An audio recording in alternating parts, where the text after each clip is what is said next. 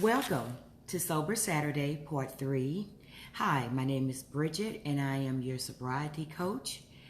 I am grateful for being in recovery from alcoholism. So welcome back.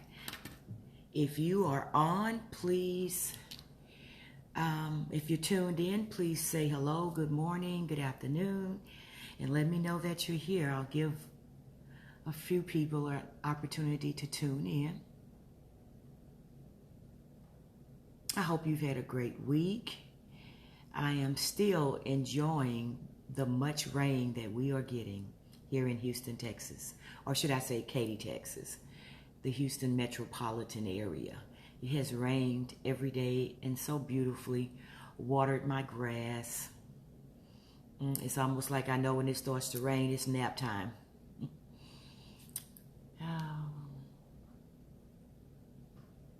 Sober Saturday, Part 3. If you have been tuning in and sharing this live with your friends and family and co-workers, etc., and please feel free to write a review. Give me some feedback. The purpose of this is to spread the word. Let's talk about the addictions and hang-ups, habits, and issues that people are suffering with in silence and shame because they're not talking about it, or they've been taught not to talk about it, tough it out. So please share your thoughts, comments, suggestions. Everything is designed to make this better for the people who really need it. Okay, it is 12:04, so I'm going to go ahead and get started.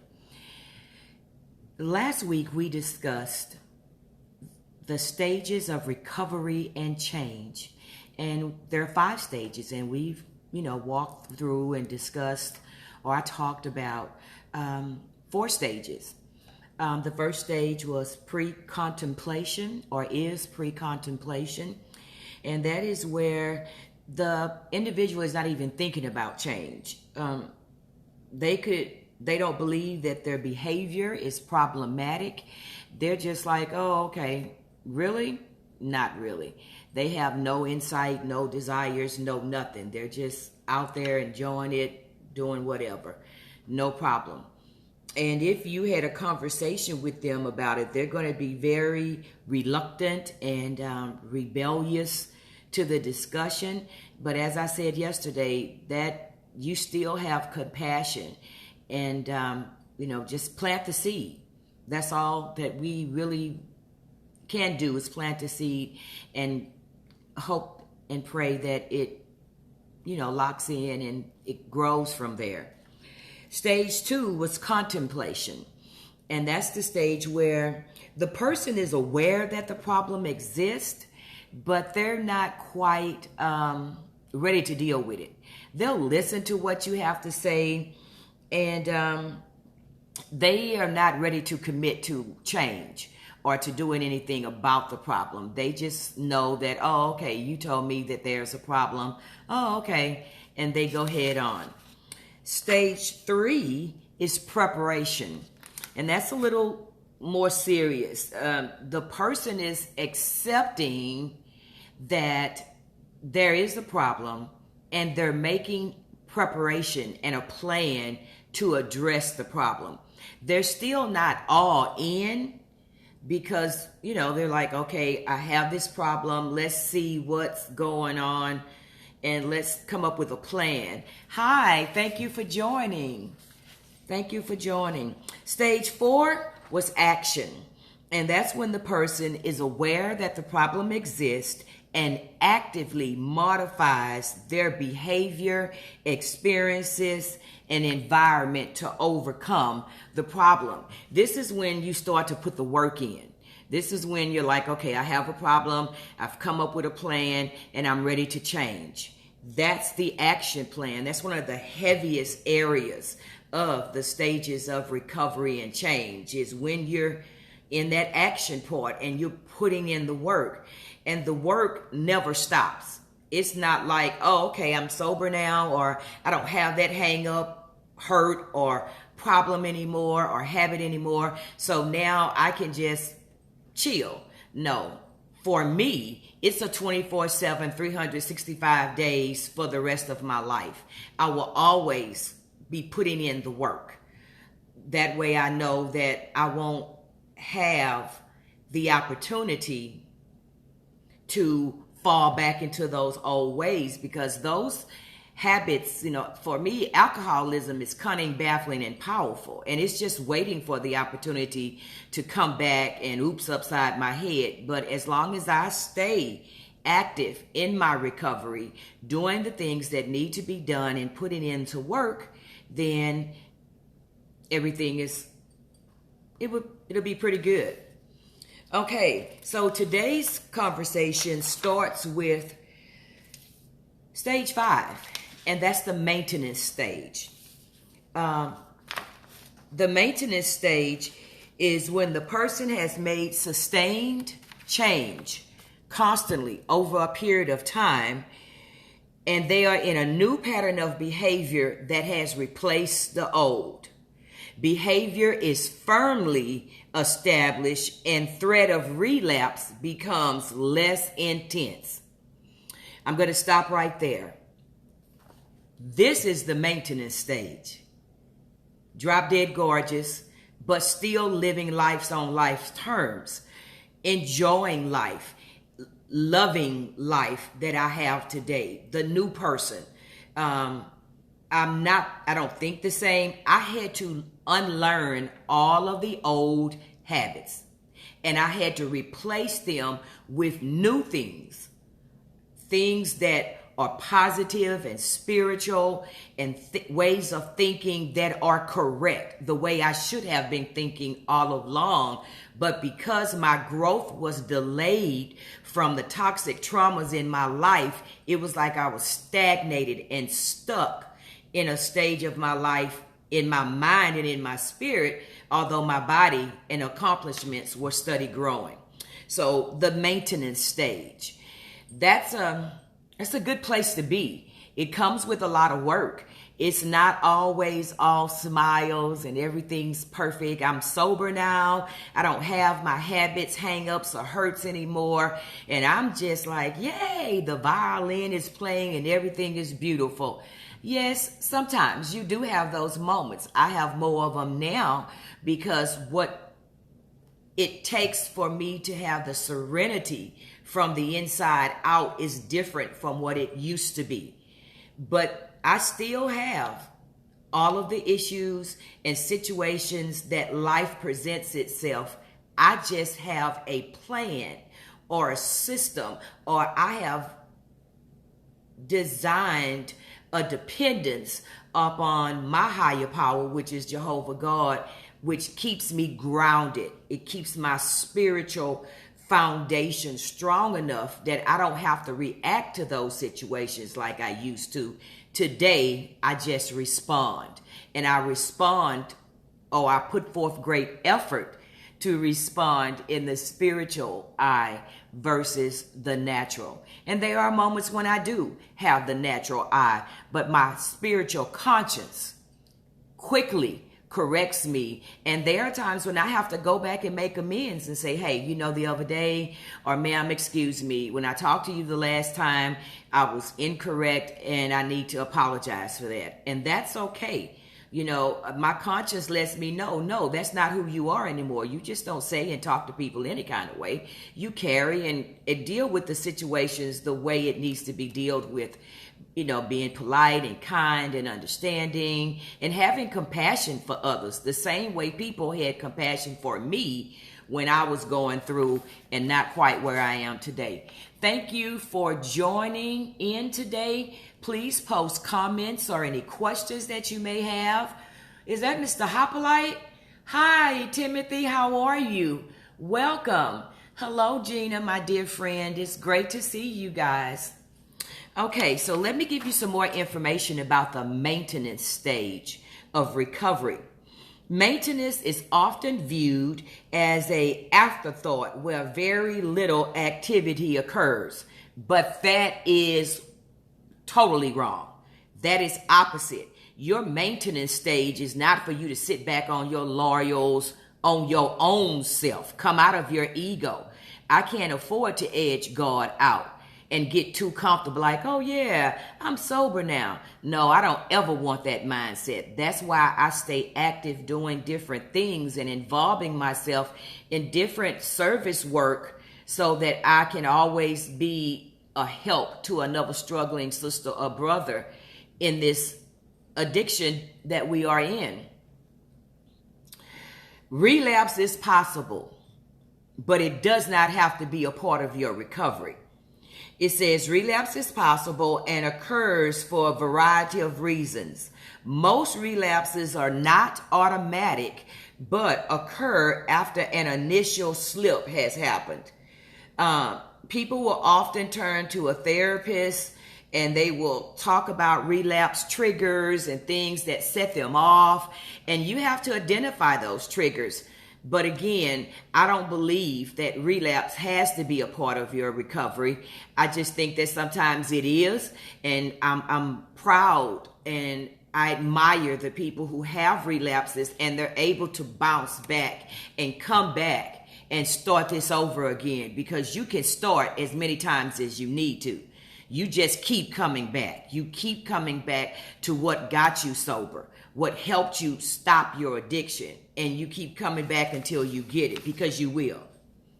It also talks about when you see someone that's in your atmosphere, in your group, family, friends, co-workers, sororities, church members, fraternity, whatever, and you see them and they have relapse, that's not a time for you to beat them up.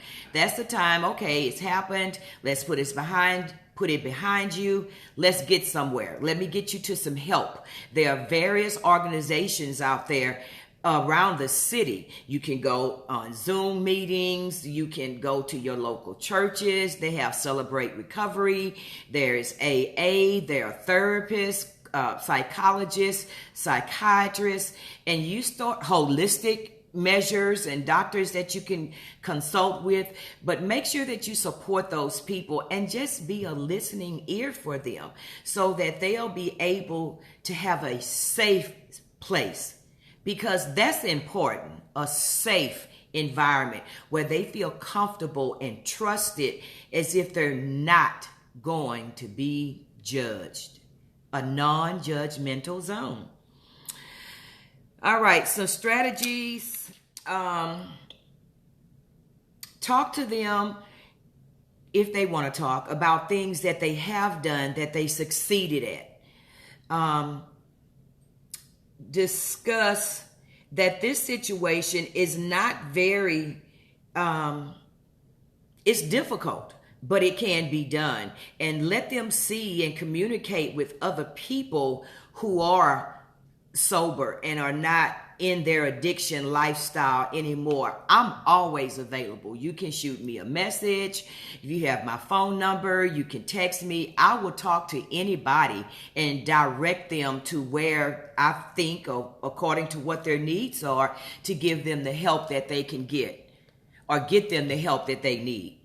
All right, I have a question. When considering maintenance, is this daily or when you have the urge to do it?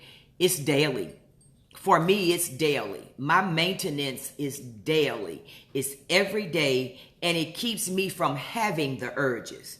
Now, when I first came in, I didn't have the physical taste for alcohol, but I had the mental pattern of every weekend, every holiday, good, bad, ugly, celebrating, upset, depressed, angry, frustrated, whatever the case was, alcohol was always my go-to.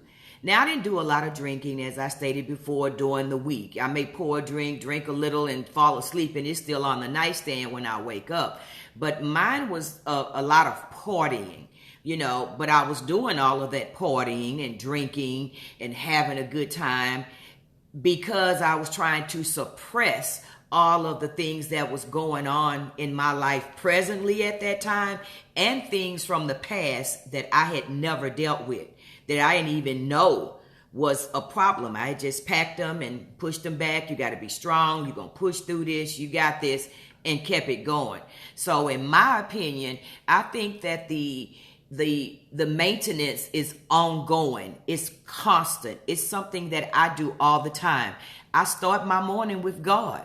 I start my morning when my eyes wake up, thanking him for allowing me to see another day. I do my daily devotionals. I read. I have a group of ladies that I work with that we have reflection time, and we send each other texts and we talk. And then before I close my eyes at night, I do a gratitude list. And that really helps me. I try to find at least 10 things that I'm grateful for without repeating. Throughout the day, I make sure that I make time, and I thank Jehovah God for covering and blessing me. And, thank you for this parking lot.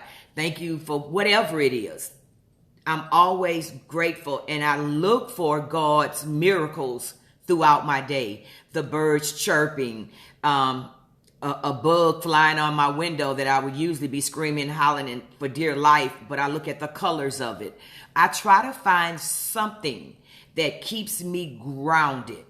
I like walking outside. I like sitting in my front of my house, drinking my coffee, rubbing my feet through the grass. I try to stay grounded. And all of these things throughout the day help me stay in my maintenance stage. One of the strategies it says is when crises are occurring, slow the process down. My quiet time is my everything. When I come in from work, right now I'm on summer vacation, so I'm extremely relaxed. But I know that when school starts again in a couple of weeks, my life is going to go up to a higher pace. So I've designed things, and I got this idea from a friend. I have a happy place in my house. And when I come in the evening time and I'm not walking, or I'm not going into a recovery meeting or working with the ministry or whatever is not happening, I come in and go into my happy place, and I put my feet in my massage. I put my massage thing on my shoulder, and I just debrief and bring myself down. I don't turn on the TV, not then. Later on, once I feel myself coming down, and relaxing more, then I'll go on ahead with my evening, cooking dinner, etc., etc. But maintenance is daily for me in some shape, form, or fashion. It has to be. That's the only way I'm going to sustain. It also talks about the outcome. The client exits the stage of change spiral. For relapsing, they re-enter the contemplation or the preparation stage. So when someone relapses, they come back and start over again. And that's okay. Keep coming back. It works if you work it, but you have to put the work in. So that was the conclusion of the stages of recovery and change. Contemplation, pre-contemplation, contemplation, preparation, action, and maintenance. And I had a question that said, what if I told you you could live a fulfilled life sober? I'm proof. I'll have almost 4 years. I'm almost 4 years. My 4th year will be November 25th, 2021. If Lord bless and says the same and I'm still here, I'll be sober, or I'm going to die trying. That's my motto. And that sounds a little strong, but that's my feeling. I don't ever want to be the person that I was, because my hurts and habits and hang-ups were not just about alcoholism. They were about other things. And that's going to lead me into the next section of today's Sober Saturday. The hurts, the healing, and the forgiveness. Hurts, healing, and forgiveness. The first thing I had to do walking through a 12-step program, I got down to like step 4, and I had to make an inventory of all the people And it didn't go left to right. It went up and down. First, I had to list as many people as I possibly could remember, and the list kept growing as I was writing, of all the people that hurt me and that I hurt. Then I had to list from top to bottom, matching the name, what was the action, what happened. Then I had to list, how did it hurt me? Was it financial, sexually, materially? How did it hurt me? And then I had to look at, how did it make me feel? And then I had to look at, what was my part? And that was really hard to do all of that work. But I had to do it very thoroughly. I had to clean it out. I had to get all of that hurt out. And if you miss it or try to just brush over it like it's likely, it doesn't work. You have to dig deep. And I sometimes have to go back and do another one of those inventories to go back, because things happen, and to keep me from harboring it and holding on to it and letting it manifest on the inside of me and make my spirit and energy vex. I have to get it out. So once I started to do those things, because I read somewhere the other day where it says you can't heal the wound by saying that it's not there. And you can't heal a wound by not addressing it. You have to heal it. And the only way you can heal the hurt or the wound is by addressing it and pulling it out. I've always, just be strong, just handle it and deal with it. Don't talk your business to people. They're going to talk about you. They're going to look at you different, and et cetera, et cetera. But that doesn't necessarily work for people like me with addiction. I have to get it out. I need to get it out. It has to come out. That's the only way the healing will start. And the first thing I had to do was forgive myself. I had to forgive myself for all of the wrong decisions, because I really operated the best that I could at the time of the situations according to what I was working with.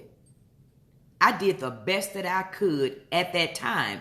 Was it all right? Of course not. Was it all wrong? Of course not. Could it have been better? Yes.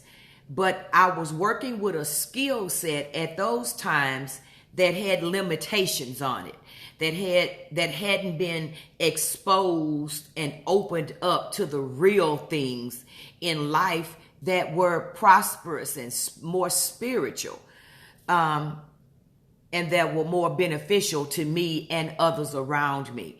So you have to heal the hurts, and you have to be able to forgive. I forgave myself first, and only then was I able to start to forgive the other people. I have not made amends with everyone. Some of the people that I've made amends with has been most of the people, because making an amends is not saying, oh, I'm sorry, and that's it. That's the type of thing you do when you bump into somebody at the grocery store. Oh, excuse me, I'm sorry.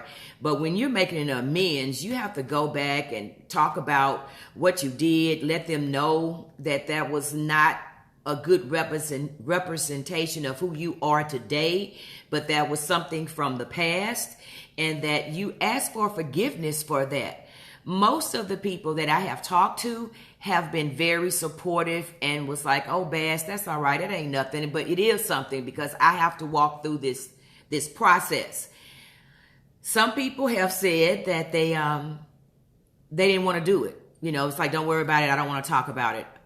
And that's okay, because I've done what I was supposed to do. My side of the street is clean. I made the attempt. Some people have passed on. I've written letters and put it inside of a balloon and released it, or I've written a letter to them and burned it. But I had to express and get it out, because It's part of the process. And there are some people that I have not ran across, but opportunity will present itself when it's time, and I will take advantage of that opportunity and try to make amends. And if it works and they accept it, fine. And even if they don't, it's still going to be okay, because as I said, I've done my part. But the healing the hurt through forgiveness is imperative for your stages of recovery. It aligns with it from the beginning. When you get to stage 3, when you're in action or preparation, and you get to stage 4 and you're in action and you're starting to take those actions, those are some of the things that you have to do. And I kind of feel like, because I put some time, it took me a couple of months, and then I discussed it with another person. And I remember thinking, oh my God, they're going to think the worst of me and blah, blah, blah. But it wasn't about that, because everybody has their own skeletons in the closet. It was about them listening to me and explaining to me that what you're talking about and what you're telling me is nothing that I haven't already done. It may be a different event, a different location, a different group of people, but I've done something similar, and it's okay. Let's talk about it. And once I did that, it was like things just started to flow. I had cleaned out, and I always refer to my mental and heart as a warehouse. And once I started to dig out and pull out and examine and throw away and discard and let go of these things, and continue to let go of new things that are constantly presenting itself, is when the healing really starts. Because then you have room for God to come in, or I had room for God to come in and work with me and through me. And this is the result, the changed person. So I think that's a good place to be. Please post any more questions. I do want to tell you, next Saturday I will be having a guest, Dr. Alicia Johnson. She's a holistic doctor. She's my holistic doctor. And she's going to have candid conversations with you about how alcohol harms the body. Even if you're a casual drinker, alcohol, they make it look so exciting, and we all gonna get turned up and pop the top and bottles and all of this. And that's true. To a certain extent, but it also harms your body. It really does. And I remember whatever situation or illness that I may have been dealing with, whenever I would research it and look for the things not to do, alcohol is always at the top. And then most of the time I'd be like, oh, okay, well, that ain't gonna happen, so I'm gonna keep moving. And I would keep doing whatever I was doing, but my body was still suffering. But alcohol has long-lasting effects on our bodies, and we need to know about that, and we need to know what that looks like. And she's going to give us some great information. So please tune in next Saturday for part 4 of Sober Saturday. It will be with Dr. Alicia Johnson, and she is my holistic doctor and friend. And you'll see the posts throughout the week and things that she'll be discussing. All right, any more comments? Okay, I'm sorry, y'all. I pushed the wrong button as usual. Okay, so we've talked about hurts, healings, and forgiveness. Let's go into enabling and helping. And you've often heard me say that many of my friends thought they were helping me, and I appreciate them and love them, but they were really enabling me. I have a couple of friends that will call me on my carpet. They'll call me on the carpet on my stuff. One of them is kind of rough and abrasive at times, and I've learned to love her just the same. But she'll call me out in a minute, and she always has. And sometimes I wouldn't want to hear it, so I wouldn't talk to her about certain things because I knew what she was going to say.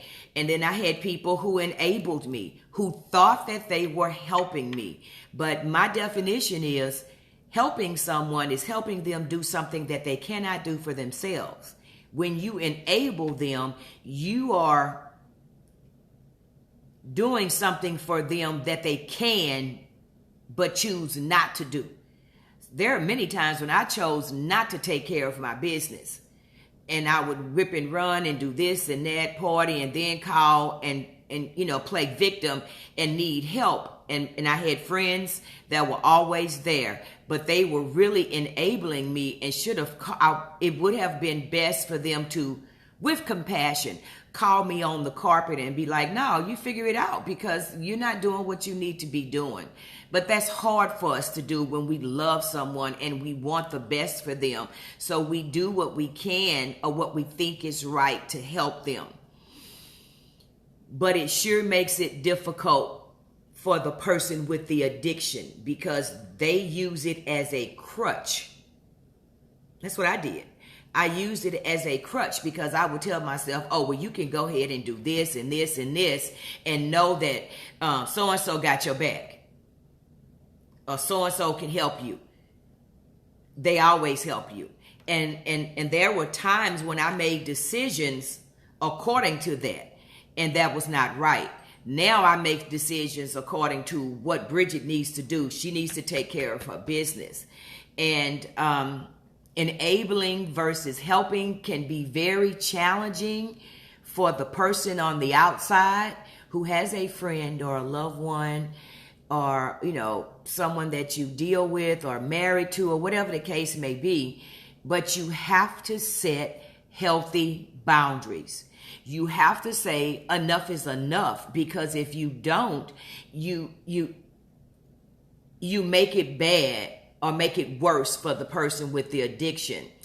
Alcohol Anonymous has a program called Al-Anon for people who work, people who are married to or family members of people who are struggling with alcoholism. It's called Al-Anon. Alcoholic Anonymous also has a program called Alateen for teens who are struggling with parents who are alcoholics, and they need a different type of help that's directed for them. So the resources are out there, and we just have to tap into them because our children are our future. And if they're not getting the help that they need when they're growing up in a household with addictions, then more than likely the process is going to repeat itself. Because it has to be an intervention to come in, or I feel as though it has to be an intervention to come in to break the chain, to break the cycle, and to turn it around, so that they can learn coping skills. Because as an educator, I see kids every day that are dealing with toxic traumas, and because they're kids, no one has taught them how to deal with it. We just know that they're busy, they're bad, they're this and they're that, but nobody's asking why. Nobody's asking what can we do other than get them tested and et cetera, et cetera.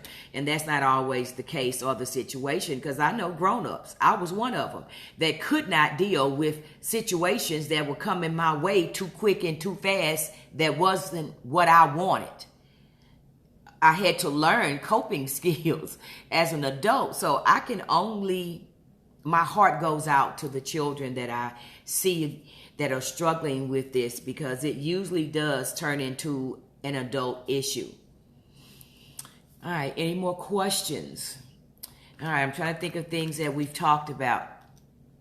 There is a new program that I'm becoming quite acquainted with, and it is called Celebrate Recovery. And it's really a good program because it goes beyond alcoholism or addictions. It talks about hurts, habits, and hang-ups. And that's when, because people say, oh, well, I'm not an alcoholic, that doesn't apply to me. But as I stated last week, people have something. Everybody has something that they're dealing with, whether it's gambling, sex, eating, shopping. There are things that people are dealing with that they're struggling with. especially in the midst of a pandemic. We've been locked down for a while. Now people are moving around, etc., etc. So everybody is suffering with something. And I'm enjoying getting acquainted with Celebrate Recovery. And it is a Christian, spiritual-based program that focuses more on your recovery and what is the basis for your recovery, which is Jesus Christ. So there are many Celebrate Recovery ministries throughout this area, across the world, in different countries, just as many of the other organizations are, because the resources are out there, guys. They are out there. And if it's no more than printing a piece of paper or writing some information down on a sticky note and sharing it with somebody, please do, because many of our churches in the Houston metropolitan state of Texas, the United States, etc., they have, and other countries in different languages, they have Celebrate Recovery ministries. And you can go in and, log in, put your zip code in, and they'll give you the churches in your area that you can go to for people who are having other habits, hurts, and hang-ups that are holding them hostage. Because, you hear me say alcoholism because that's my story. But as I'm walking this journey, there were other things going on in my life or had happened in my life that caused me to be an alcoholic, that took me across the line from just drinking and having a good time and enjoying life to always wanting to drink and wanting to drink more and get more buzzed than what I was before. All of that came from the habits, the hurts, and the hang-ups that were going on the inside of me. So I think it's a really good program, and it's worth investigating and sharing with others, because everybody may not need to go to a 12-step program, but they still have a hang-up, or they still have some hurt, some things that they're dealing with. And it doesn't have to be anything big.